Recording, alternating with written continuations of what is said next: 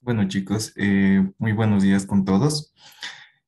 Espero que hayan tenido una excelente semana, agradeciendo más que todo la presencia a todos y cada uno de ustedes. por asistir a la presente ponencia, el cual les aseguro que va a ser muy importante para nuestra formación y más que todo para la formación médica y sanitaria que vamos a brindar a la población. Y más que todo se va a tratar sobre la agresión y la violencia en nuestra formación como tal. Sin más rodeos, a continuación voy a presentar al ponente. Nuestro ponente que nos va a acompañar es el psicólogo Mauro Ruiz, psicólogo, consejero familiar, psicoterapeuta, con especialización en terapia cognitiva conductual, además con experticia en psicoterapia sexual y de pareja, psicología forense, trastornos de la niñez y adolescencia, prevención, diagnóstico y tratamiento del abuso sexual infantil.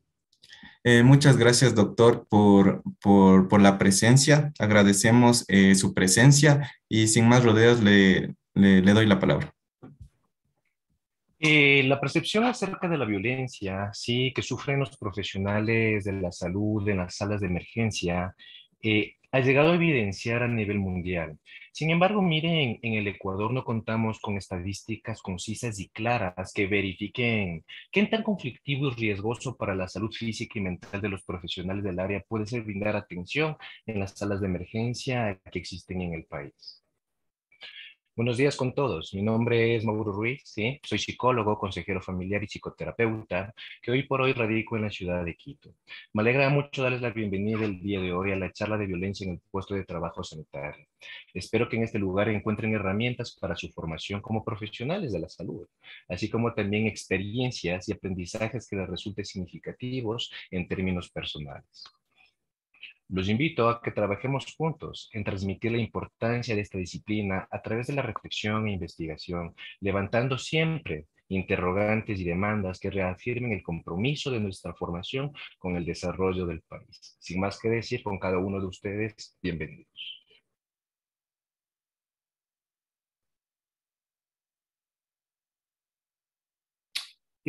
Bueno, iniciando, debemos tener claro el panorama, para lo cual es muy importante conocer en sí cuál es el concepto de violencia. La violencia es toda acción que atenta en contra de la dignidad, la libertad, la integridad física y psíquica del ser humano. Con normalidad produce sufrimiento, puede dar dolor o cualquier forma, miren, de limitación, que llegue a afectar en sí a lo que es el bienestar o el libre ejercicio de lo que son los derechos. Por lo cual puedo manifestar en sí que la carencia de respeto generará lo que es la violencia. La violencia ha tenido diferentes aportaciones, sí, teóricas, y el diccionario de la lengua española, como lo podemos visualizar, nos manifiesta que la violencia es un tipo de interacción humana que se manifiesta en aquellas conductas o situaciones que de forma deliberada, aprendida o imitada provocan o amenazan con hacer daño o sometimiento grave, físico, sexual, verbal o psicológico a un individuo o una colectividad. Lo que nos permite entender, miren, es que la violencia puede producirse a través de acciones, de lenguajes, pero también de silencios, inacciones. Sí, la violencia es una reacción que se revela ante hechos y situaciones capaces de afectar a un individuo al igual que a su entorno. Ya la Organización Mundial de la Salud, ¿no? Manifiesta que la violencia es el empleo intencionado de la fuerza o poder físico, de hecho, o como amenaza contra uno mismo, contra otra persona, o contra otro grupo o comunidad que produce o puede producir lesión, muerte, daño psicológico, malformaciones o privación. Esta definición incluye la violencia interpersonal, ¿sí? Que es el comportamiento suicida y la violencia colectiva. El día de hoy nos vamos a centrar únicamente y exclusivamente en la violencia interpersonal.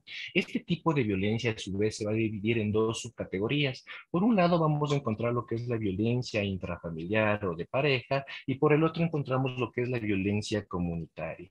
Y en esta última, que es la violencia comunitaria, es donde se va a producir entre individuos no relacionados entre sí, donde se van a dar aspectos que pueden conocerse o no y se generan fuera del hogar. En este grupo estaría prácticamente incluido todo lo que viene a ser la violencia en el lugar de trabajo. Miren, la violencia se ha visto como una forma de resolver conflictos, ¿sí? A nivel individual o de manera colectiva. Cuando se habla de violencia, normalmente este término ya está extendido y totalmente es conocido en diferentes esferas sociales. Lo conocen en la familia, lo conocen en los colegios, en los barrios, en las ciudades, en las instituciones políticas e inclusive en los trabajos.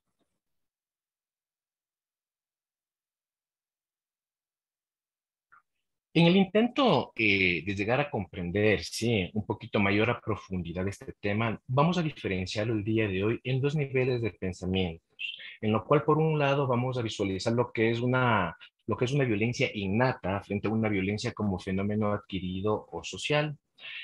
Así autores como ya Sigmund Freud o Konrad Lorenz consideraban, miren, que la violencia arranca prácticamente desde una índole animal, de un impulso ingobernable hacia lo que es la agresión. Para Freud, él llegaba a afirmar que la violencia nace de la parte animal, del ser humano, como una posibilidad automática, ¿sí? E innata que se descarga fácilmente ante cualquier estímulo que se exterioriza de una forma irracional. Es decir, que ésta se va a presentar siempre a través de lo que es la agresión. Sin embargo, ya con el tiempo aparecen otros teóricos, ¿no? Y dentro de ellos tenemos a Erich Fromm. Erich Fromm llega a cuestionar de una manera contundente la tesis instintiva que con anterioridad ya Freud manejaba y puso de manifiesto la determinación cultural en la configuración de la personalidad. Miren, la destructividad no es un impulso o una fuerza incontrolable dentro del ser humano, sino parte de la configuración histórica prácticamente de lo que son las sociedades. En la parte inferior justamente van a ver una frase que Erich Fromm argumenta, en el cual dice, el hombre no nació destructivo, no lleva dentro de sí los genes de la violencia. Su desarrollo, su deseo de dominio, de posicionarse frente a las cosas, lo llevó a generar formas destructivas de convivencia. Una vez dicho esto y entendido, es muy claro, la destrucción y la crueldad no pertenecen a la naturaleza humana. Por lo que se puede mencionar, miren, que la violencia no parece ser innata en la naturaleza. Nuestro físico humano nos lleva a pensar inclusive que nuestros antepasados no fueron no violentos. No tenemos garras ni dientes amenazadores y una gran fuerza. Es más, estas se fueron como haciendo mucho más débiles, degenerando los dientes actuales e inclusive en uñas inofensivas para una vida mucho más pacífica. Para sobrevivir, miren, el hombre se ha convertido en un animal social. Podemos definir entonces la violencia como un fenómeno complejo, un fenómeno multifactorial. Para analizarla y comprenderla realmente va a requerir más una visión integral, una visión multidisciplinar. Por eso miren la agresividad como expresión de la violencia. Tiene diversas formas que se expresan de diversas maneras, con rasgos que no son estables y se tienen en cuenta según el estímulo o la situación que se provoca. Todo esto, este contexto, nos hace plantearnos o en sí generar diferentes interrogantes. ¿Es el hombre bueno por naturaleza o por el contrario, él se hace violento? Esta es una complicada respuesta, pero en realidad nos encontramos viviendo en un mundo en el que la presencia de la violencia es innegable. Nos mueve el interés propio en vez de recurrir a la ley o inclusive aceptar un arbitraje. Miren, impera siempre la tendencia de la confrontación, aún a costa del malestar social y de la victimización inmerecida que normalmente se llega a generar. A continuación vamos a ver un primer video, ¿sí? Del canal de Mentes. Es un podcast en el que, bueno, prácticamente se llegará a topar temas como el que está dentro y fuera de la naturaleza humana. Y aquí prácticamente Diego Rusarín nos hará cuestionar sobre nuestra propia naturaleza. ¿Me confirman, por favor, si se puede escuchar el audio?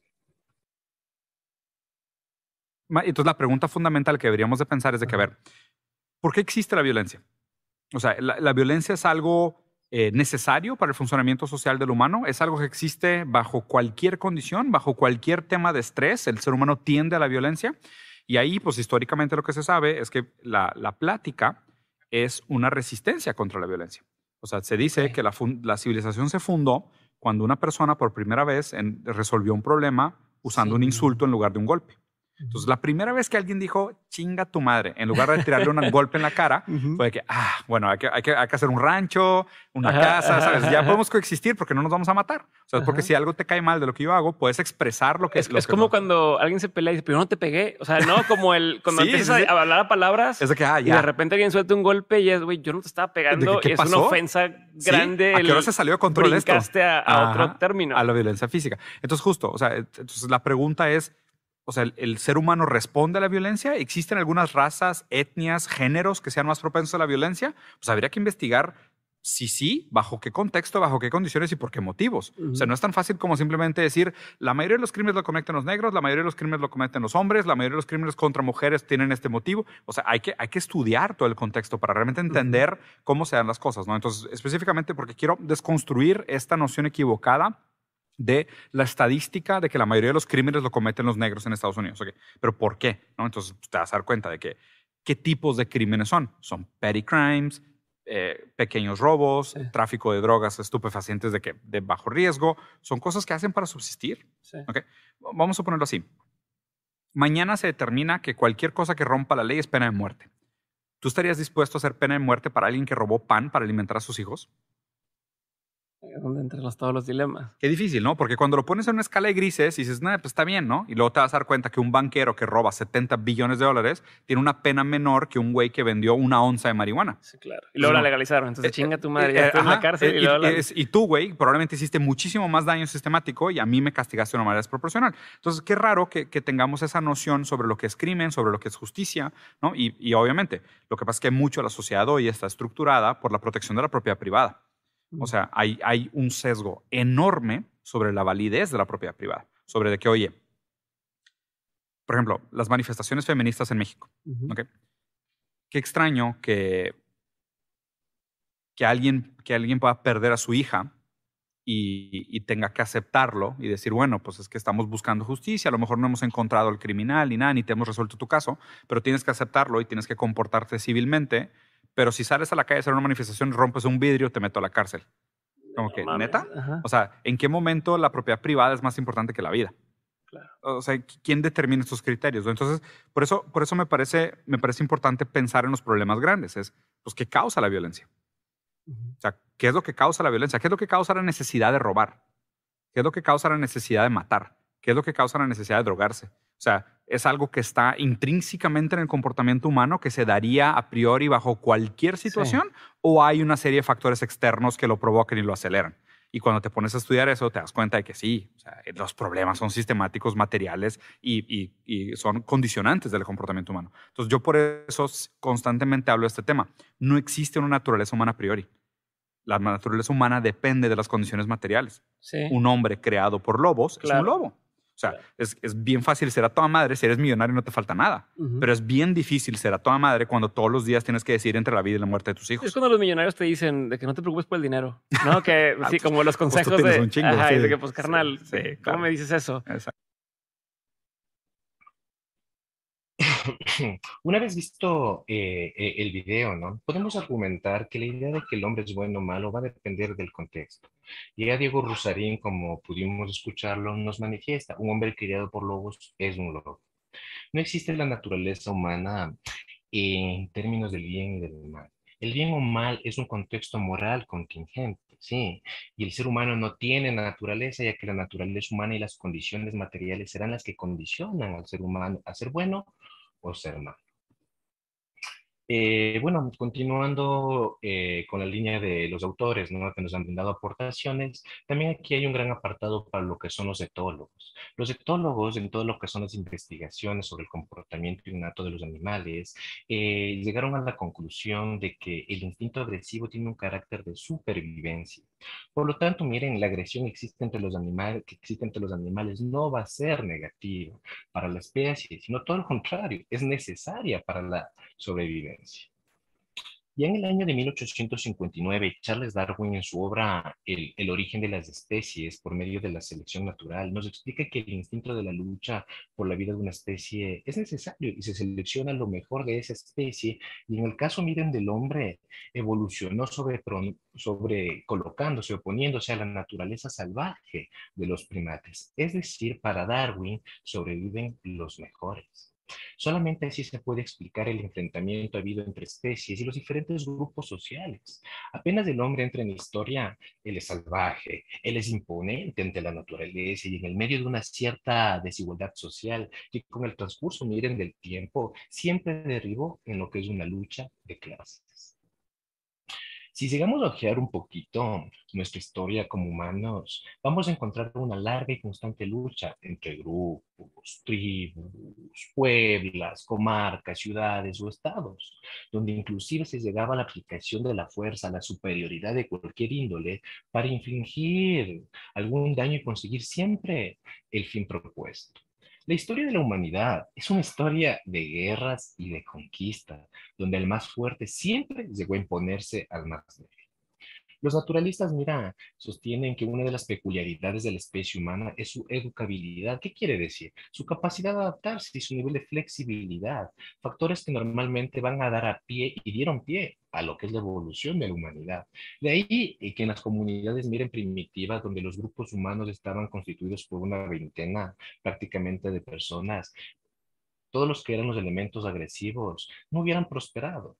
Ya en el siglo XVIII, con la presencia de Jacques Rousseau, se llegó a sostener la teoría de que el hombre era naturalmente bueno, que la sociedad corrompía esta bondad y que por lo tanto la persona no nacía perversa, sino que se hacía.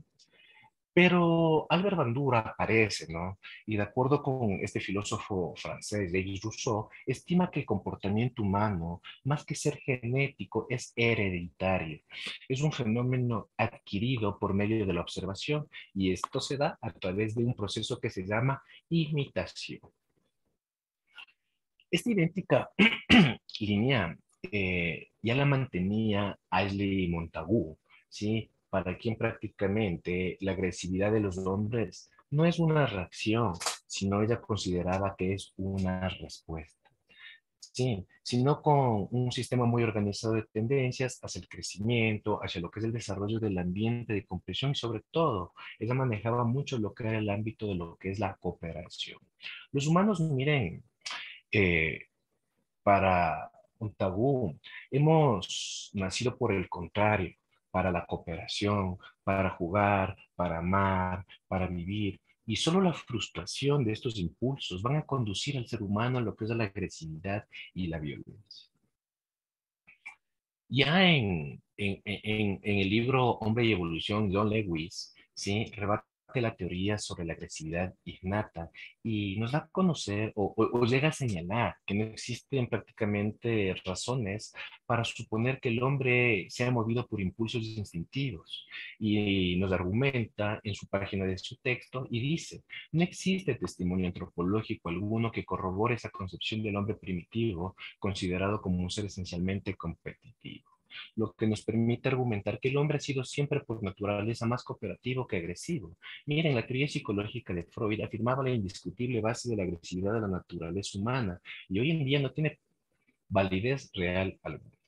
Miren, todas estas aportaciones nos hacen entender que los seres humanos se comportan mejor, primero, en relaciones personales directas que en relaciones institucionales indirectas. Estamos viviendo en una época de indiferencia antisocial de la sociedad.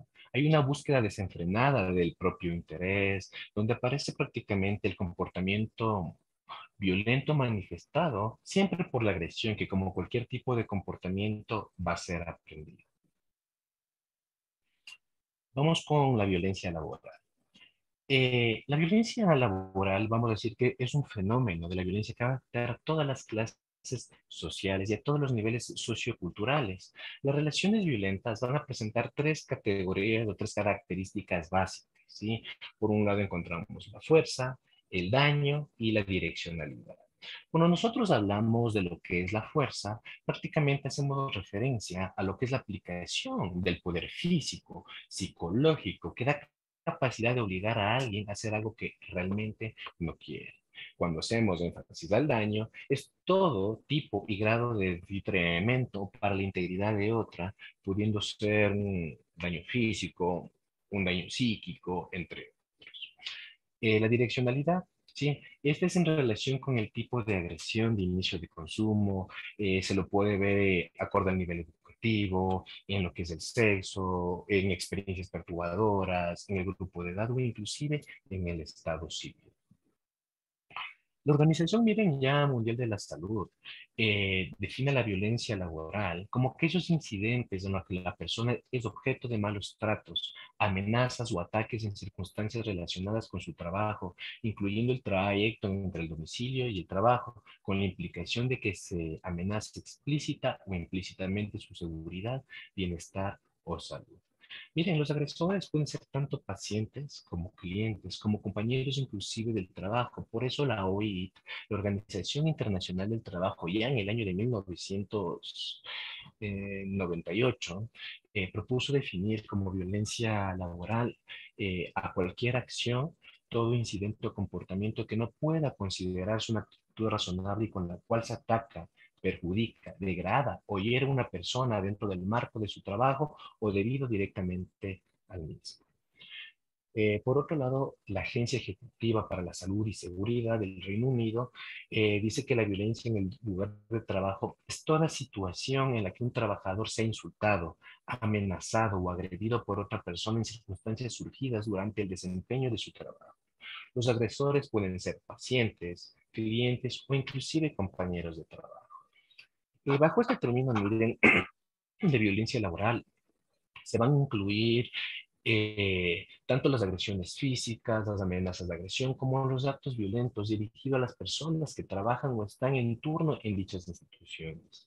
La agresión como expresión de violencia laboral tiene diversas formas que se expresan de diversas maneras, con rasgos que no son estables y que se tienen en cuenta según el estímulo o las situaciones que la provocan. Y dentro de ellas nosotros vamos a encontrar la agresión física, vamos a encontrar la agresión verbal, las agresiones psicológicas y la agresión moral. Vámonos con la primera, la agresión física. Esta agresión es considerada como la fuerza de índole mecánica, es real, es corporal, ¿sí? Y esta se llega a manifestar en contra de un individuo para alcanzar uno o varios fines.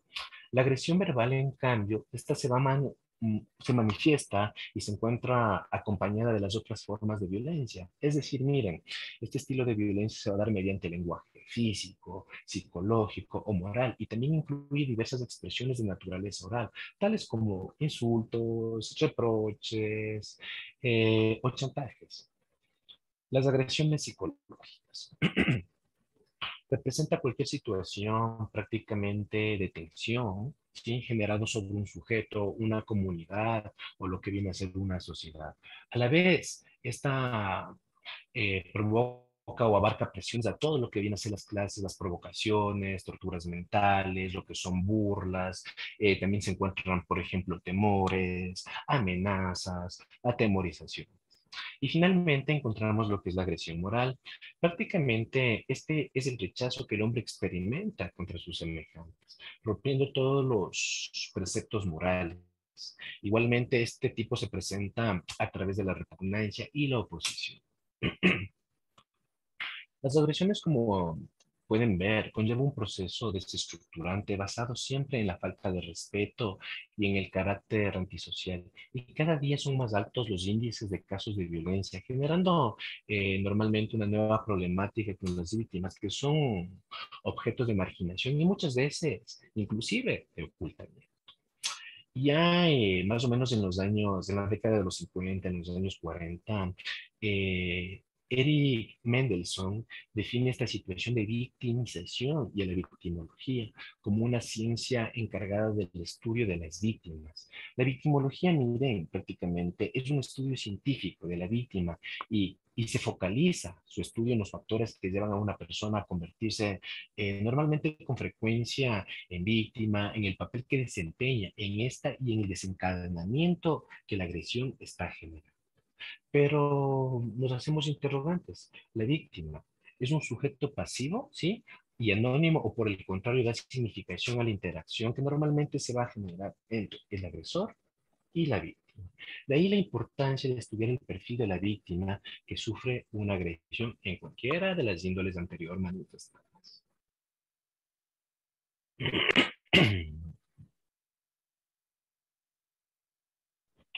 La víctima y el proceso de victimización. La víctima, miren, es el ser humano que padece daño en los bienes jurídicamente protegidos por las diferentes normativas que puede ser vida, la salud, la propiedad, el honor, entre otros. También se puede dar por accidentes debido a diferentes factores humanos, mecánicos o naturales. Pero ya en el artículo 441 del Código Orgánico Integral Penal, miren, precisa que son víctimas las personas que han sufrido agresión física, psicológica, sexual o cualquier tipo de daño o perjuicio de sus derechos por efecto de infracción personal. Víctima es toda aquella persona que se viera afectada en sus derechos. Eso que nos quede muy claro. Y existen diferentes formas de convertirse en víctima. Dentro de esto vamos a encontrar precipitación, facilitación, vulnerabilidad y oportunidad y finalmente atractivo. Precipitación.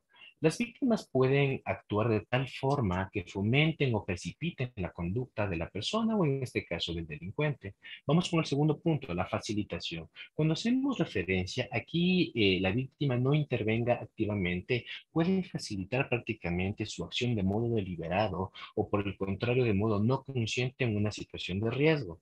¿Sí? Vulnerabilidad. Esta hace referencia a la debilidad de los sujetos ante los actos de violencia, a los grupos de personas que presentan una indefensión o menor capacidad de repeler o evitar el acto. Aquí se va a incluir a las personas ancianas, se va a incluir a los niños, se va a incluir a las mujeres y a las personas con retraso cognitivo. Oportunidad. Este prácticamente va a tratar de una condición necesaria para que pueda ocurrir el acto y se refiere a la pertinencia tanto de lo que son los medios como son los lugares en los que se encuentra la víctima en potencia. Y finalmente encontramos lo que es el atractivo. En esta parte del atractivo, desde el punto de vista aquí del actor, unos objetivos pueden ser más atractivos que otros, derivando por tanto mayor el riesgo de victimización en función de la posición de todos. Si tenemos, miren, al concepto del maltrato como una situación sociosanitaria, consecuencia de los cambios sociodemográficos, podemos decir que la violencia en el lugar de trabajo abarca desde el lenguaje ofensivo o amenazador hasta el homicidio.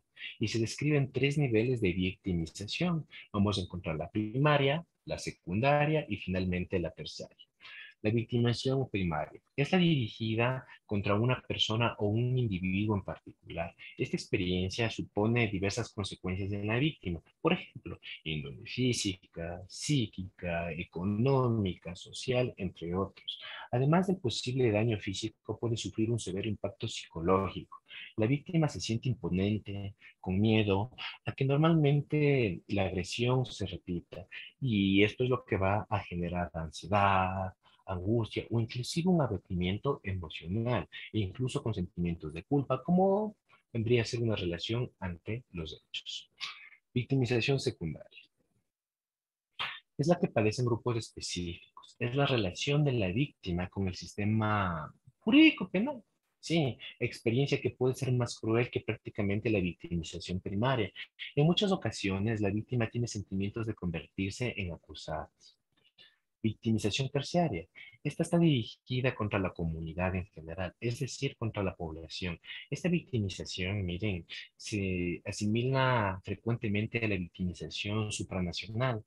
Las cifras de víctimas de violencia son cada vez mayores en el mundo.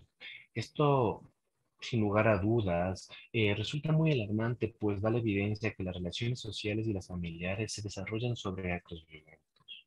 Sí, prácticamente las víctimas en su mayoría no saben qué hacer ante un acto de violencia, no conocen el trámite a seguir o simplemente no lo comunican. En el mundo laboral, uno de los riesgos a los que están sometidos las personas en el desempeño de su trabajo va a derivar a la interrelación con otras personas. Los comportamientos violentos pueden suponer un importante riesgo ante la salud y la seguridad de las personas.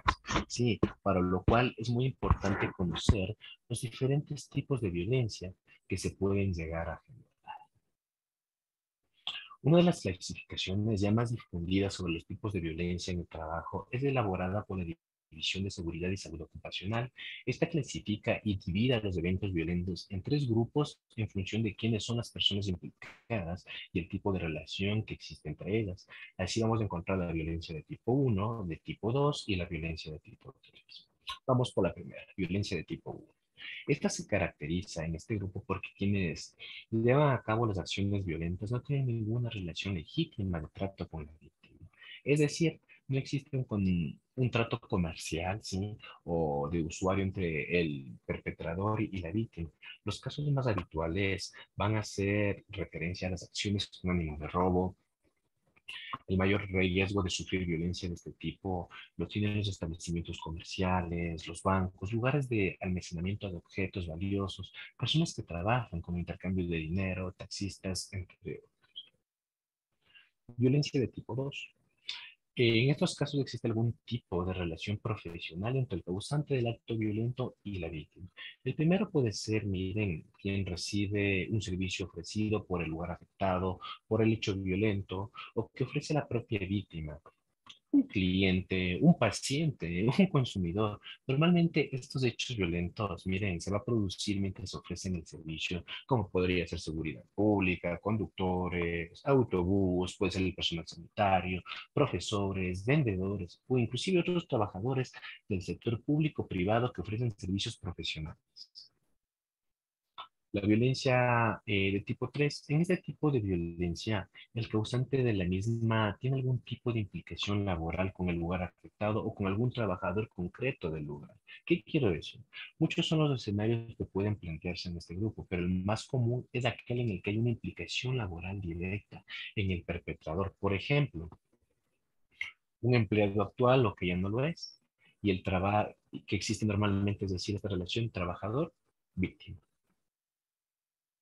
Por lo tanto, quedaría definido que la violencia como la acción en la que se hace prevalecer un factor mediante el uso directo de la fuerza física o cualquier otro medio, indirectamente hace referencia a ella como tal. Sí, este discurso normalmente es solo aplicado en el contexto de la relación del profesional sanitario y en el paciente, donde se debería aplicar el nivel más de la racionalidad. En estos espacios se trabaja y se atiende a muchos usuarios y bajo mucha presión en situaciones normalmente que son tensos y en extremos que no se ha llegado a escoger como tal. El día de hoy nos vamos a centrar en el tipo de violencia 2 y aquí, como hemos comentado, nuestro centro de interés es llegar a conocer por qué los trabajadores son agredidos en sus puestos de trabajo mientras realizaban sus tareas, las cuales van dirigidas hacia el personal que requiere su atención y cuidados.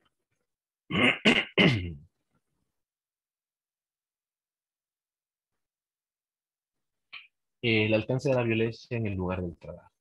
A nivel mundial, la violencia en el trabajo es un riesgo laboral grave y sorprendentemente poco estudiado, sobre todo en el ámbito sanitario. Constituye un importante problema de salud y seguridad. Los trabajadores de la salud están particularmente expuestos a sufrir violencia en el trabajo. Sí, poco se sabe de por qué ocurre y de las consecuencias de ser víctima de la violencia en el trabajo. Y la Organización Mundial de la Salud informa, miren, que casi el 25% de los incidentes de violencia en el trabajo se producen en el sector sanitario. Estos incidentes violentos, además del grave efecto emocional y físico que acarrea, también conlleva gastos médicos y pérdidas en la productividad. Normalmente gastos que van aumentando al agregar gastos en lo que es el sistema judicial por delitos, en el ámbito penal, servicio social, entre otros. La violencia no es algo que simplemente sucede y no se puede hacer nada al respecto. Se podría llegar realmente al proceso de prevenir. Por eso es muy importante y se argumentó en la tercera encuesta de condiciones del trabajo realizada por la Unión Europea, nos dio a conocer que aproximadamente el 4% de los trabajadores aseguraban haber sido víctima alguna vez de violencia física, real o por parte de quienes usuarios y muchos otros decían haber sufrido amenazas e insultos por parte de aquel. Según el Consejo Internacional ya de Enfermería, el personal sanitario es el más amenazado por la violencia en el lugar de trabajo. Son prácticamente los más afectados las enfermeras y el personal de ambulancia. Estas agresiones normalmente suelen ser perpetradas por los propios pacientes y familiares. La violencia está tan generalizada, sí, que a menudo se considera parte del contenido del puesto del trabajo, el soportar y el tolerar, y así es asumida frecuentemente por la administración y como hemos expuesto por los jueces, por los tribunales y en sí, por lo tanto, por todo lo que son los trabajadores. La no denuncia por parte de los profesionales no favorece esta situación, como ya hemos comentado, sino que no se conoce, no se puede actuar contra este fenómeno violento, quedando su hacedor impune prácticamente, porque existe la falta de comunicación y externalización por parte del profesional a manera de malestar. Y todo esto en sí llega a generar un nivel de tensión que ya lo vamos a ver a continuación. La categoría profesional como un factor de riesgo al sufrir el ámbito de violencia. Sí, la violencia física y la violencia psicológica en el lugar de trabajo son un problema que sufre decenas y millones de trabajadores. De esta manera, las personas se llegan a desmotivar, pretenden ausentarse de sus trabajos, no presentan un buen desempeño laboral y esto a su vez va a repercutir, ¿sí?, en las empresas, en las instituciones y en sí en la economía general. En todas las profesiones existen riesgos de ser violentados. Sin embargo, los trabajadores de salud son un grupo muy laboral, expuesto a estas situaciones en su lugar de trabajo. Miren, de hecho, son las personas más vulnerables a ser objeto de violencia de forma física y psicológica en mayor proporción que otros oficios de profesiones. A nivel mundial, prácticamente reciben la cuarta parte de violencia en el lugar de trabajo, y esta es seguida por los comunicadores, luego los educadores y finalmente los taxistas. En América Latina se ha podido evidenciar que el personal de salud es más violentado que en otros trabajos. En el Ecuador, se carece de datos oficiales sobre este tema y tampoco acerca de la situación en los servicios críticos de los hospitales. La situación de violencia ha sido invisibilizada en las estadísticas del sector de salud, en la población demandante del servicio y en los mismos profesionales. Normalmente se llega a tornar natural, de forma natural y destructiva, tanto para el talento humano especializado como para la salud de la población. De acuerdo al INEGI, en el año 2012, Guayaquil presenta, miren, un 26% de afluencia de pacientes a nivel nacional y Quito tiene un porcentaje de 19,64, prácticamente la mitad de las atenciones del país. Más específicamente, en el Hospital Enrique Garcés de la ciudad de Quito existe una afluencia importante de pacientes en situaciones, miren, de emergencia provenientes del sector sur de la ciudad y se tiene la percepción que el personal que labora en esta área es permanentemente violentado y prácticamente en el año 2016 se documentaron 3 casos, ¿sí?, en los que se estuvieron involucrados lo que son los profesionales de la salud y el personal de seguridad. No obstante, debido a la falta de seguimiento, no se ha podido establecer las sanciones y las correcciones respectivas ante estas actitudes. Por ello, a continuación vamos a ver un video, ¿sí?, subido a YouTube de uno de los casos de la pelea en el hospital Enrique Garcés, donde los guardias fueron agredidos por 2 mujeres. Eres guardián. Pégame un nido. No me toques. ¿Qué? ¿La vas a tocar? No le van a entender que se muere mi cuñado. No le van a entender. Se dan cuenta. Fíjense que se muere mi está pegando.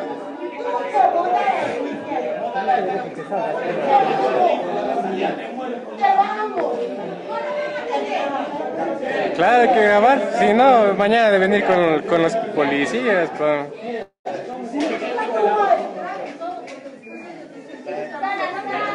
Sí.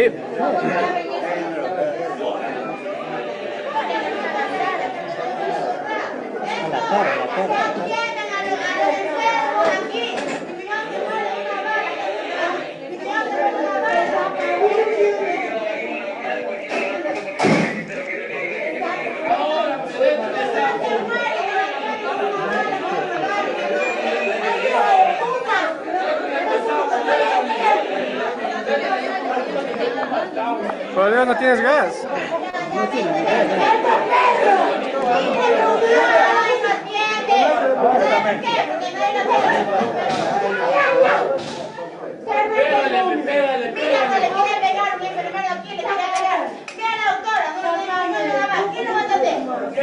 Tengo una bala en el brazo, no me quieren atender.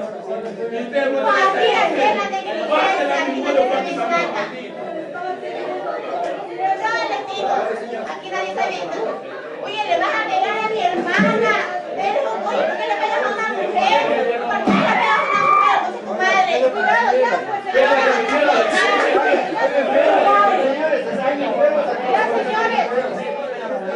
Ya, miren cuando lo van. Cuidado, señor, no se meta.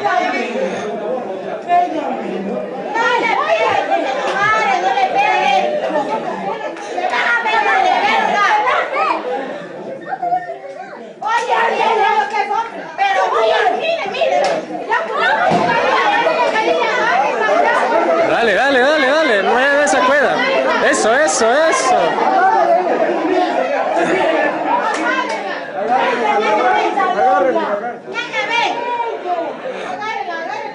¿Se dan cuenta? Ella se ve. La gente está loca. Cierre la puerta, que no salgan, ya viene la policía. Tenemos pruebas. Sí, no le deje ir, se va detenida la señora. Tenemos pruebas, se va detenida.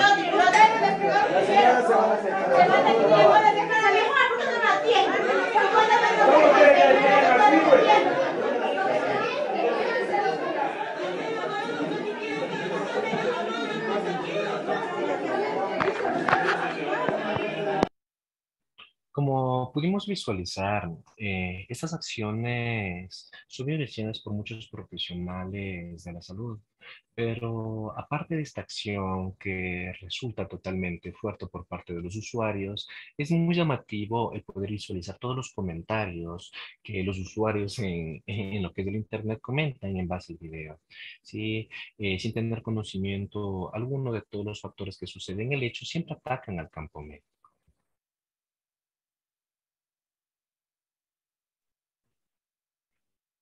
El hospital, miren, Enrique Garcés es el más conocido como el Hospital del Sur y este pertenece a la Red Pública Integral de Salud de la Zona 9, Distrito Metropolitano y está ubicado en el sector de Chilibú.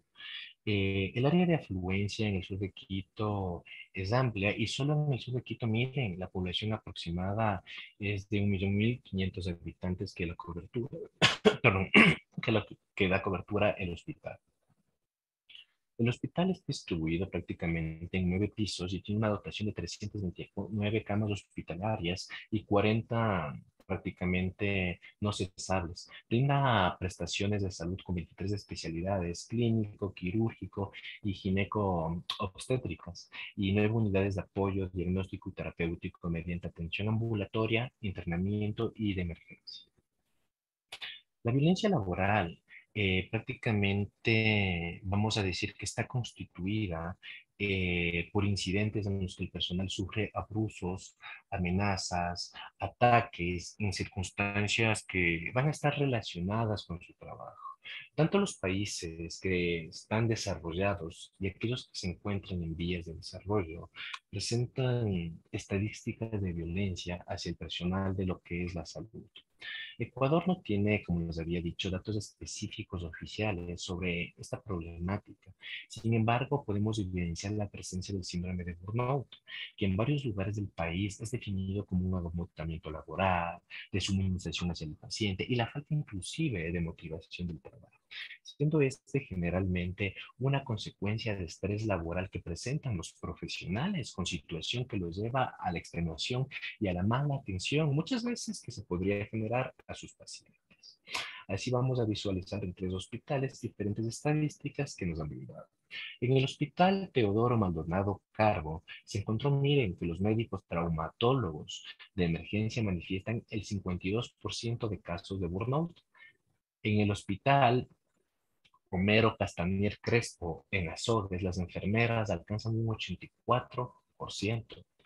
En el Hospital Luis Dávila, ubicado en la ciudad de Tulcán, se demuestra que este síndrome se presenta en mayor afección en el servicio de enfermería y quirófano, afectando específicamente a lo que son las enfermeras. Las mujeres que trabajan en un hospital, sean médicos o enfermeras, tienen un mayor riesgo de presentar violencia en su lugar de trabajo. Y tomando en cuenta la profesión, las enfermeras son las que más sufren violencia laboral, razón por la cual estos gremios se han involucrado más en estos aspectos. En Ecuador, tenemos que 6 de cada 10 mujeres sufren cualquier tipo de violencia, evidenciándose, miren, mayormente con un 61% en la urbe y el 53% prácticamente es de tipo psicológico. Los servicios críticos son los lugares hospitalarios donde se podría decir que existe la mayor prevalencia de violencia hacia el personal de salud y existen principalmente la emergencia en lo que son en el área de los hospitales. Por ello es muy importante tener en cuenta y sobre todo conocer lo que viene a ser el marco legal, para lo cual miren, el Estado ecuatoriano, ya mediante el decreto ejecutivo 627 en el año 2007, declara a los derechos humanos y a la erradicación de la violencia de género hacia la niñez, hacia la adolescencia y mujeres como una política de Estado. La Constitución del 2008 reconoce a la salud como un derecho garantizado por el Estado en el artículo 32 y en su artículo 66 reconoce y garantiza a las personas una vida libre de violencia en el ámbito público y en el ámbito privado. La Ley Orgánica de la Salud en el artículo 6 establece, miren, que la responsabilidad del Ministerio de Salud Pública para los programas ¿de qué? De prevención y atención integral en salud contra la violencia de todas sus formas, con énfasis en los grupos vulnerables. Además, en su artículo 31 reconoce a la violencia como un problema de salud pública y responsabilidad de todos los actores para disminuir todos los tipos de violencia, siendo el artículo 32 que la atención debe ser garantizada por los servicios de salud y por el personal. Finalmente, en el artículo 33 nos argumenta que es responsabilidad del Ministerio de Salud Pública, junto con el Ministerio del Interior y demás organismos competentes, el implementar las normas de atención e instrumentos de registro. Como podemos ver en el ámbito laboral, el Ecuador cuenta con diferentes leyes. Sí, y una de ellas es la Ley Orgánica del Servicio Público que se llegó a extender en el año 2010, donde prácticamente en esta ley se manifiesta en el artículo 47 que son los casos de cesación definitiva. Cuando hablamos de un caso de cesación definitiva, hacemos referencia a todo servidor o servidora público que cesa definitivamente de sus funciones. ¿En qué casos? Cuando se ha llegado a atentar contra los derechos humanos de algún servidora o algún servidor de la institución mediante, por ejemplo, cualquier tipo de coacción o acoso o agresión. En los casos de agresión de un agente externo, existe la presencia de lo que es el artículo 232 del Código Penal, ¿sí? Y que indica prácticamente en el que faltar el respeto a cualquier tribunal, corporación o funcionario público, cualquiera que se haya en ejercicio de sus funciones con palabras, gestos o actos de desprecio, o turbar o interrumpir el acto que se hallaza, será reprimido con prohibición de 8 días a un mes. Sin embargo, miren, este código penal fue reemplazado por el Código Integral Penal publicado en el año del 2014 mediante el registro oficial 180, donde no se encuentra ningún artículo sobre agresiones hacia los funcionarios públicos. Ya la Constitución de la República, en su artículo 326, nos manifiesta que toda persona tendrá derecho a desarrollar sus labores en un ambiente adecuado y propicio que garantice ¿qué? Salud, integridad, seguridad, higiene y bienestar. Finalmente, miren, el Reglamento de Seguridad y Salud de los Trabajadores y Mejoramiento del Medio Ambiente de Trabajadores en el Decreto Ejecutivo 2393 en el año 2006 establece la normativa para mantener la seguridad y la salud de todos los trabajadores en las entidades públicas como en las privadas, básicamente cumpliendo con los principios de seguridad institucional, incluida en la capacitación y en el compromiso personal, se puede tener un ambiente laboral sano donde el respetar los derechos a trabajar en lugares dignos, a trabajar en lugares sanos de las personas permitan el continuo crecimiento institucional, sin llegar a dañar o perjudicar a la fuerza del trabajo y la no baja de trabajadores. Para ello es muy importante entender, ¿existe algún perfil del agredido? La incidencia, mire, es similar entre los tres grupos de trabajadores. Principalmente podríamos decir médicos, enfermeros, auxiliares de enfermería. Estas tres categorías tienen un contacto directo y próximo con las personas a las cuales se van a llegar a atender. El trabajador ha llegado a reprimir sus emociones a tiempo, lo que no le ha permitido controlar prácticamente este sentir hacia los clientes, pudiendo surgir un conflicto emocional estresante que lleva muchas veces a manifestaciones o a episodios violentos por parte de los pacientes, llegándose a convertir estos en sus agresores. Los profesionales agredidos relatan no sentirse apoyados. Las relaciones entre el personal sanitario, mandos directivos, no fluyen, convirtiéndose en trabajadores más vulnerables a abusos de los pacientes y de sus familiares. Respecto, miren, prácticamente al médico como tal, vive diferentes aspectos o acontecimientos donde llegan a generar una disminución inclusive de lo que viene a ser su esfera afectiva, generando contextos o momentos de ansiedad o bajos niveles del estado afectivo, lo que genera un desequilibrio, interés y fatigabilidad por generar las actividades que con anterioridad generaron la atención. Otro de los factores también mucho tiene que ver con este ámbito del perfil del agredido, eh, tiene que ver con la formación de las víctimas, ¿sí? En un sentido general, se les capacita con normalidad a disponer de recursos. ¿Para qué? Para adaptarse a su entorno y le ayudan a establecer pautas, límites, cuando normalmente son necesarios. El nivel de formación es se podría decir que es una herramienta de protección del profesional. Es uno de los ejes fundamentales que le van a permitir ejecutar y sobre todo desenvolverse en su ámbito. Otro de los niveles también es el abordaje de la edad. Como un factor protector o de riesgo, normalmente ha llegado a crear controversia en las diferentes instituciones, ya que diferentes autores han afirmado que la edad es un factor de riesgo, ya que cuando más joven es el profesional, más probabilidades tiene de ser víctima de actos de agresión por parte del usuario que lo atiende. Muchas veces se ha podido escuchar por parte del burgo que se hacen atender solamente con personas de edad porque tienen experiencia o tienen mayor nivel de conocimiento, dejando de lado a, a los nuevos formadores en el campo médico. Respecto al sexo, también este es un eje fundamental, ya que el sexo del agresor y el agredido prácticamente siempre se va a dar en el ámbito femenino y se va a agredir, por ejemplo, en el ámbito mayor en lo que viene a ser el hombre. Las consecuencias. Las agresiones, miren, tienen sobre el personal sanitario diferentes consecuencias. Pueden ser físicas, pueden ser psicológicas o inclusive económicas. Dentro de las físicas, nosotros vamos a poder encontrar todo lo que tiene que ver con las fracturas, con las lesiones, con las heridas, entre otros. Acorde a las consecuencias psicológicas o emocionales, las más frecuentes son son las que tienen que ver, por ejemplo, con el estrés, que pueden derivar de un síndrome de estrés postraumático, de la ira, del cansancio, de la rabia, del miedo, inclusive de volver a revivir una situación similar, ya que existe un desgaste profesional, una sensación de impotencia, una sobrecarga de trabajo e hipervigilancia.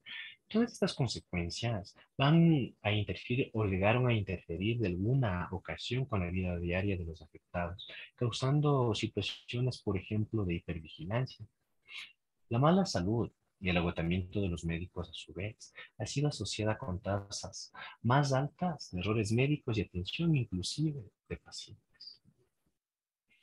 En las consecuencias económicas incluimos el daño al mobiliario, del entorno afectado, las bajas laborales de corta y de larga duración, a causa de un incidente violento, incluso el tratamiento terapéutico puede derribar a raíz de una agresión. Muchos profesionales sanitarios, como consecuencia, se replantean llegar a abandonar sus puestos actuales de trabajo a causa de todos estos factores que se les ha dado a conocer. Pero, ¿cómo podemos prevenir las agresiones a los médicos? Las agresiones a los médicos y otros trabajadores sanitarios es una causa muy importante de riesgo laboral en este nivel de colectivo. Las agresiones, miren, pueden ser de tipo verbal, de tipo físico o de tipo psicológico, con serias implicaciones en la relación con los pacientes, sus familiares e inclusive los mismos familiares. Se trata prácticamente, podríamos decir, de un fenómeno en aumento, aunque existe todavía una desproporción entre el número de incidentes reportados, acorde a lo que son los reales, y tienen más influencia en algunos ámbitos de mayor riesgo, como son, por ejemplo, los servicios de urgencias, los servicios en las áreas de psiquiatría o los servicios de atención primaria. La prevalencia de las agresiones personales a nivel sanitario y de acuerdo con los diferentes estudios, nos han dado a conocer que se oscila entre el 36 y el 70% aproximadamente, y el 55% corresponde a agresiones verbales y el 23% a agresiones físicas. Y algunos autores, miren, han llegado a reportar que hasta el 91% de los médicos de familia han sufrido algún tipo de agresión durante toda su carrera profesional. En la mayoría de los casos, el agresor es el propio paciente o un familiar de este y puede tener como consecuencia daños físicos o psicológicos, que normalmente van a repercutir en la disminución de la satisfacción profesional y de desafección que puede afectar la calidad del cuidado. Por ello, se ha llegado a agrupar, ¿sí? eh, a las intervenciones en diferentes puntos. Medidas y programas preventivos preincidentes. Encontramos lo que vienen a ser las intervenciones durante el incidente y las medidas post-incidente. Vamos con el primero, las medidas y programas preventivos y preincidentes. Prácticamente, esta está dirigida a disminuir el impacto de la violencia en el trabajo, donde se analiza la evaluación de riesgo del lugar del trabajo, la prevención del riesgo, entrenamiento y una educación en lo que es la seguridad. La utilidad de este tipo de intervenciones se ha confirmado con una evidencia moderada en la reducción de riesgos totalmente para la agresión. Los resultados, miren, pueden estar influidos por un subregistro de eventos, ya que en su totalidad no se va a poder erradicar, pero sí vamos a ver cómo poco a poco comienza a disminuir. Entre los factores de riesgo de agresión reconocidos están los tiempos de espera que normalmente son prolongados, las discrepancias que se generan con mucha frecuencia entre el profesional y lo que es el paciente, en cuanto a los servicios ofrecidos e inclusive en base a las expectativas que tiene el usuario o a la presencia del abuso, de lo que viene a ser del alcohol, drogas o de enfermedades psiquiátricas que con frecuencia se detectan. Intervenciones durante el incidente. Existen guías, ¿sí? Existen manuales sobre las diferentes técnicas de comunicación de reducción del conflicto, consistentes en transmitir tranquilidad verbal, de una relación colaborativa, un estado de calma, siguiendo un ciclo de escucha activa y respuesta asertiva hasta que se logre que el paciente entre en razón, que escuche y que actúe acorde a la situación. Este ciclo puede repetirse varias veces hasta lograr neutralizar el conflicto. Cuando estas técnicas no dan el resultado esperado, debe asegurarse, miren, que la seguridad personal se encuentra desalojando el lugar o activando el protocolo de lo que es emergencia. Las medidas de intervención restrictiva solo deben aplicarse de acuerdo con protocolos que preservan los derechos humanos y solo deben ser utilizados en situaciones extremas y en ambientes determinados como los servicios de urgencias o de psiquiatría. Las medidas post-incidentes. Miren, Es muy importante evitar la trivialización de los incidentes de violencia y la cultura del silencio que como anteriormente les había manifestado.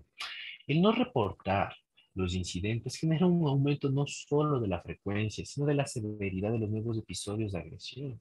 De esta manera, se busca evitar que se normalice la violencia como parte del trabajo. Y de igual manera, la estigmatización de los agredidos de no ser juzgados por incompetencia. El apoyo de compañeros de trabajo y responsables es fundamental, así como la notificación de los incidentes, su valoración, sus análisis, buscando siempre una respuesta en grupo que llegue a potenciar todo lo que son las soluciones, disminuyendo la normalización de la violencia y la adecuada aplicación de políticas contra todas estas agresiones. También miren, la organización prácticamente debe suministrar y organizar el apoyo y asistencia a los profesionales agredidos a través de prevenir las consecuencias a corto, mediano y largo plazo. Prácticamente en lo que se ha manifestado, los estudios incluidos han llegado a aportar una evidencia, ¿sí? Una evidencia que ha sido moderada sobre la prevención de la violencia laboral tipo 2 a sanitarios, ya que siempre ha existido una relación entre lo que es el profesional y el agresor como víctima. Y sus factores de riesgo, sí, están aplicados al servicio, por ejemplo, de lo que es la psiquiatría, urgencias hospitalarias, atención primaria, donde existe mayor conflicto. Si bien una de las medidas más efectivas es la utilización de técnicas de comunicación adecuadas que permitan prácticamente el desescalamiento del conflicto, es un recurso que no es fácil aplicar y sobre todo, mire, que no todos los profesionales tienen disponible y sobre todo que se limiten procesos iniciales de la violencia verbal. Son necesarios estudios prospectivos ya, y podríamos decir que inclusive aleatorizados, basados en las recomendaciones de la Organización Mundial de la Salud, que permitan establecer sobre todo qué, la efectividad de las diversas estrategias para afrontar la violencia en el trabajo en centros sanitarios. Para lo cual vamos a ver una serie de estrategias, ¿sí? Para la prevención de las conductas violentas en el trabajo hospitalario. El Estado ecuatoriano, mediante la Constitución y las leyes, reconoce la importancia de proteger la salud de todos los trabajadores, de atenuar los riesgos laborales y ejercer el derecho de trabajar en ambientes libres de violencia y saludables. Sin embargo, no se ha podido evidenciar y tampoco documentar los ambientes violentos que tienen los trabajadores de la salud, lo cual debe llevarse en conjunto los ministerios de salud, el Ministerio de Interior e inclusive el Ministerio de Trabajo. Este conjunto y más entidades que conforman el Comité de Seguridad en el Paciente deben implementar medidas educativas como herramientas para el personal de salud, para la población y los usuarios, usuarios como pacientes o familiares. ¿Para qué? Para que tengan conocimiento de la responsabilidad y de los diferentes derechos que tienen los trabajadores. El Ministerio de Salud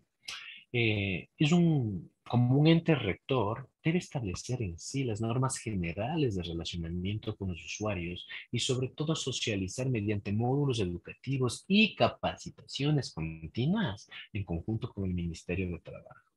¿Para qué? Para que el personal de salud tenga información para, sobre todo, llegar a prevenir y afrontar los riesgos que con mucha frecuencia se están presentando en el día de hoy. Las instituciones, miren, de salud deben de generar ambientes saludables para familiares, para pacientes y para el personal de la salud. Las salas de espera cómoda, instalaciones seguras, controlen los accesos de entrada. E inclusive debe haber abastecimiento en todo lo que son los insumos y dispositivos médicos, todo lo que es una dotación del personal mínimo requerido para asegurar que el bienestar y la salud del personal. Las instituciones deben evitar, miren, que el servicio de emergencia brinde prácticamente una atención de mala calidad, disminuir el riesgo del personal desmotivado y sobre todo que está presentando últimamente desgano y desgasto que además va a incidir en el abandono del puesto de trabajo. No nos olvidemos que al ser seres sociales y tener una afección a nivel laboral, obviamente va a disminuir todo lo que es nuestra esfera afectiva y sobre todo las personas que se encuentran en contacto directo con usuarios, en este caso pacientes, siempre van a acceder a un síndrome que les había dicho con anterioridad, conocido como el síndrome de bullying, ya que el contacto constante con personas, conociendo las diferentes dificultades, va a hacer que la persona se bloquee y por ende presente diferentes patrones o rasgos de afección emocional similar o semejante a un estado depresivo. Y todos estos conflictos se generan porque la mayor parte de personas o en sí la sociedad como tal no estamos educados a nivel de una inteligencia emocional, ya que la mayor parte del nivel o del sistema educativo se ha caracterizado por ser competitivo antes que cooperativo, enfocándonos bastante en lo que es la inteligencia racional. Por eso es que cuando somos adultos, cuando somos grandes, se nos dificulta y también se nos complica el poder externalizar nuestras emociones. ¿Cómo nos sentimos frente a las relaciones? ¿Cómo nos sentimos frente a las imposiciones sociales o inclusive cómo nos encontramos a nivel laboral? Cuando nosotros trabajemos esta inteligencia emocional, vamos a formar personas capaces de ser más comunicativos, personas capaces de ser más empáticos y sobre todo asertivos. Con esto no quiero decir que la inteligencia racional no sea importante. Es muy fundamental y necesaria, pero si trabajáramos la inteligencia emocional por un lado y la inteligencia racional por otro, formáramos personas íntegras. Hoy por hoy, se ha llegado a evidenciar a través de las diferentes estadísticas que las personas que han llegado a tener gran parte del éxito han sido porque han desarrollado esta área emocional, es decir, la expresión de su ser, la expresión de sus emociones, la expresión de su sentir a través de la canalización, es decir, un proceso catártico, descarga de emociones. Por ello, miren, es muy importante generar con salud y sobre todo con la seguridad ocupacional del Ministerio de Salud Pública, equipos de trabajo que incluya el personal de salud de emergencia. ¿Para qué? Para informar a los trabajadores y a los familiares sobre el riesgo ocupacional, sobre las formas de llegar a prevenirlo y sobre todo cómo poder enfrentarlos sin tomar distancia o como un mecanismo la huida como tal. Es necesario, miren, que el personal de salud de emergencia se empodere. ¿Para qué? Para que llegue a incluir y participe en los equipos de trabajo, genere y evalúe la prevención del problema, el factor de riesgo que el personal de salud forma parte. El enfoque, el enfoque prácticamente educativo preventivo debe tener un enfoque de género, donde se rompan los diferentes paradigmas sobre las jerarquías sociales en combinación con el género, permitiendo prácticamente proteger al género y a la profesión más vulnerable que con frecuencia se da. Las capacitaciones, miren, deben ser continuas en las personas que en el momento trabajan en lugares críticos y expuestos sobre todo a la violencia, donde además de dar herramientas para prevenir y actuar frente a la violencia, se da las pautas para recuperarse de los diferentes momentos que se viven en lo que es la emergencia. Por eso se debe empezar estudios comparativos entre las distintas instituciones, tanto de la red pública integral de salud como de las diferentes redes complementarias, para determinar qué, la prevalencia a nivel nacional donde se demuestra el mayor riesgo y los factores que influyen y que permiten que se presente este fenómeno. Por ello, miren, se debería enfocar los estudios nacionales para, en primer lugar, obtener una prevalencia real sobre esta problemática, para en posterior buscar las causas y sobre todo las consecuencias para la persona y para la salud pública. ¿Para qué? Para prevenir de forma integral la salud de la población y de los profesionales de la salud. Miren, tenemos la obligación de trabajar en contra de la asunción de la violencia como algo prácticamente constitucional al trabajo. Por trabajar, no debemos dejar que nos agredan, que nos insulten o amenacen, como señala el informe del National Health Service en su campaña Tolerancia Cero. Todo ello ayudará a crear, miren, un entorno de trabajo seguro, repercutiendo en dotar a la población de una atención de calidad dirigida a los pacientes, eliminando en sí la mayoría de los factores que precisan o son factores precipitadores que con frecuencia normalmente van a generar niveles de violencia. Por ello, miren, es muy importante que el profesional de salud aprenda a externalizar todo este nivel de emociones y sobre todo aprenda a comunicarse, ya que los silencios que se ha venido manejando durante todos estos años ha dejado que por parte todo lo que son los ámbitos de las leyes y las políticas del Estado deje de lado este apartado que ocupa un papel fundamental, ya que están en la cabecera dentro del campo de la salud. Como nosotros pudimos visualizar durante la pandemia, prácticamente la mayor parte de usuarios tenían comportamientos o conductas muy diferentes a las que se manejaban con anterioridad.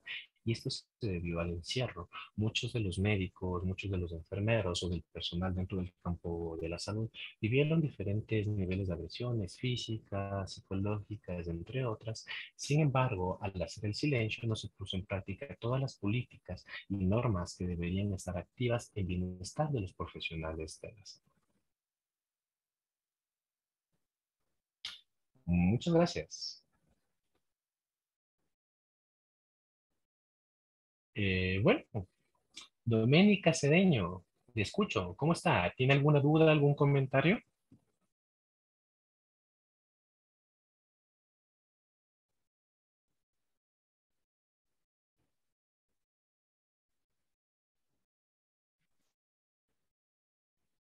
Buenos días, a continuación vamos a pasar con las preguntas que se les trajeron, ¿ya? Vamos a empezar con la primera. La primera dice, ¿cuáles serían las formas definitivas de prevenir la violencia? ¿Qué piensa usted al respecto? Primero, la forma de prevenir la violencia, primero sería una educación a nivel cultural. La violencia ya está plasmada en nuestra sociedad y no ha habido una reeducación emocional para que la persona pueda entender que la violencia no es una forma de acceder como una respuesta. Todo lo contrario, genera una dificultad que normalmente con el paso del tiempo será transmitida y las generaciones como hoy en día lo ponen en práctica. Por ello es muy importante educar a estas generaciones no solo en inteligencia racional, sino también en emocional, para formar personas íntegras, capaces de comunicar, personas capaces de ser empáticas y sobre todo asertivas, que permitan sentir, comprender y comunicarse. Muchas gracias. La siguiente pregunta es, ¿cuál es la mejor manera de actuar ante un comportamiento violento durante las jornadas laborales antes de que recurra al uso de la fuerza corporal? Siempre es muy importante tratar de buscar una mediación a través de la comunicación. Sin embargo, no siempre va a ser viable porque no todos los usuarios acceden al diálogo y muchas veces van a generar diferentes comportamientos, ya sean conductas verbales que generen malestar o conductas físicas que generen daño al personal de la salud. Por ello, si nosotros vemos que no existe una viabilidad mediante la comunicación, nosotros tenemos que proceder a los protocolos establecidos dentro de lo que son las instituciones del Estado o en este caso dentro de las instituciones particulares. La siguiente dice, ¿hay alguna forma de educar a la población ecuatoriana para disminuir estos niveles de violencia a nivel laboral y educativo? Sí, existe una forma, pero debería haber un cambio total en el proceso educativo. Considero muy importante la educación emocional, inclusive desde lo que es la primera infancia.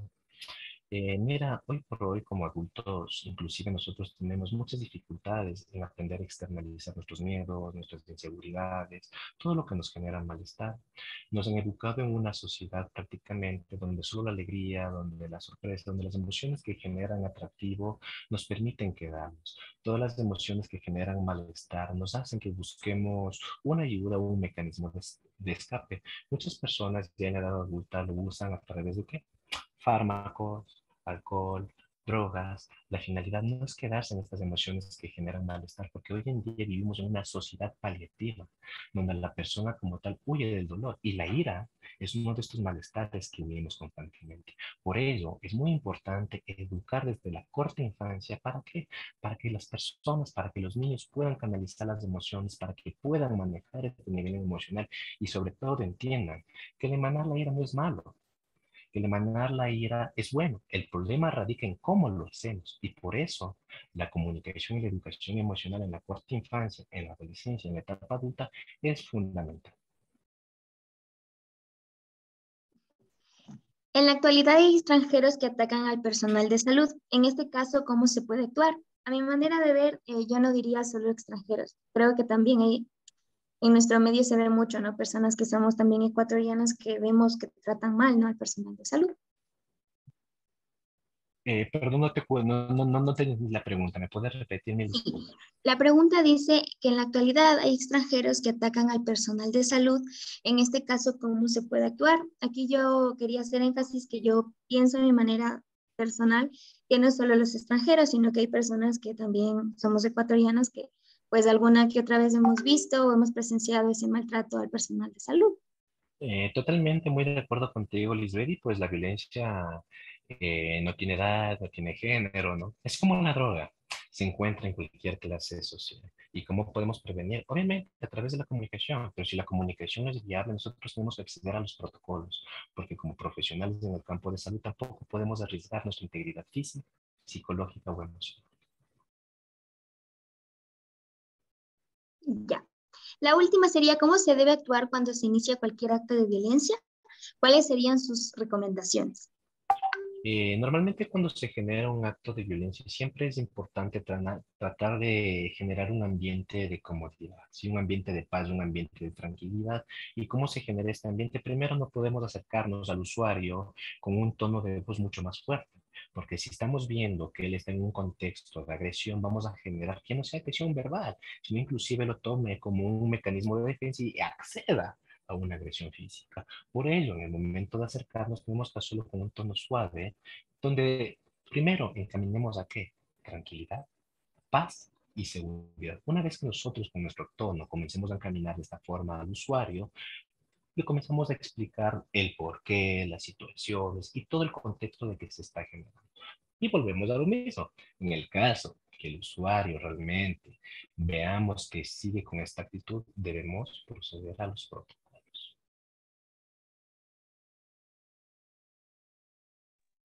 Muchísimas gracias por aclararnos todas estas dudas, doctor. Perfecto. Tal vez alguna otra duda que presenta.